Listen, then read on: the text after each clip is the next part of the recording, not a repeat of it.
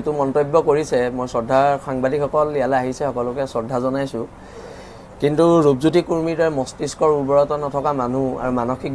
বিকাৰগ্ৰস্ত মানুহৰ কথাৰ যে প্ৰতিক্ৰিয়া দিব লাগে বুলি মই ভবা নাই তথাপিতো আপোনালোক যিহেতু আহিছে মই এটা প্ৰতিক্ৰিয়া দিছোঁ যে ৰূপজ্যোতি কুৰ্মীক বিজেপি চৰকাৰে এজন মানসিক ডক্টৰৰ ওচৰত চিকিৎসা কৰক আৰু চিকিৎসা কৰাৰ পিছত তেওঁ সুস্থ হোৱাৰ চাৰ্টিফিকেটখন সেই মানুহজনে সেই চিকিৎসকজনৰ পৰা যেতিয়া আমি দেখিম আমি তেতিয়াহে ৰূপজ্যোতি কুৰ্মীৰ দৰে পগলা মানুহৰ উত্তৰ দিম আৰু 2026ত ৰূপজ্যোতি কুৰ্মীৰ দৰে মানসিক বিকাৰগ্ৰস্ত মানুহক ময়নি ৰাইজে আৰু ভোট নিদিয়ে ময়নি ৰাইজে বহুবাৰ পগলা মানুহক ভোট দিলে আৰু এবাৰ বাৰু ময়নি ৰাইজে পগলা মানুহক ভোট নিদিয়ে ইয়াৰ আগৰবাৰ 2026ত হ'বলগীয়া নিৰ্বাচনত ৰূপজ্যোতি কুৰ্মী প্ৰায় 1.5 লাখ ভোটত ময়নি সমষ্টিত হাৰিব হেতু খাটাং লিখি ৰাখক আৰু এটো ময়নি সমষ্টিবাসীৰ বাবে খুব দুৰ্ভাগ্যজনক কথা এজন মানসিক বিকাৰগ্ৰস্ত মানুহ তেওঁলোকৰ বিধায়ক হৈ আছে